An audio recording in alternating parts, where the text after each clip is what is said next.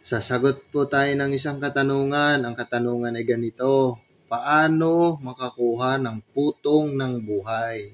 Iyon raw po kung paano makakuha ng putong ng buhay. Para mabigyan ka ng putong ng buhay, dapat magtapat ka hanggang kamatayan. Halimbawa, pupugutan ka na ng ulo sa harap ng maraming tao. Pwedeng hindi matuloy yon ang pagpugot sa iyo, kundi ikaw ay hindi maging tapat sa Diyos. 'Di ba? Hindi matutuloy yun kung hindi ka magiging tapat sa Diyos. Pero tapat ka pa rin hanggang sa huli at ikaw ay namatay. Napugutan ka ng ulo kasi tapat ka nga at ikaw ay namatay.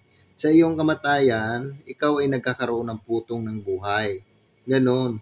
Ay mababasa tayo dito sa Pahayag 2 verse 10 at ganito ang nakasulat: huwag mong katakutan ang mga bagay na iyong malapit ng tiisin. Narito, malapit nang ilagay ng Diablo ang ilan sa inyo sa bilangguan, upang kayo'y masubok at magkakaroon kayo ng kabighatian. 10 araw, magtapat ka hanggang sa kamatayan at bibigyan kita ng putong ng buhay. Paano makakuha ng putong ng buhay? Para makakuha ng putong ng buhay, dapat magtapat hanggang kamatayan. Hanggang dito na lang, magtapat kayo hanggang kamatayan. Ingat!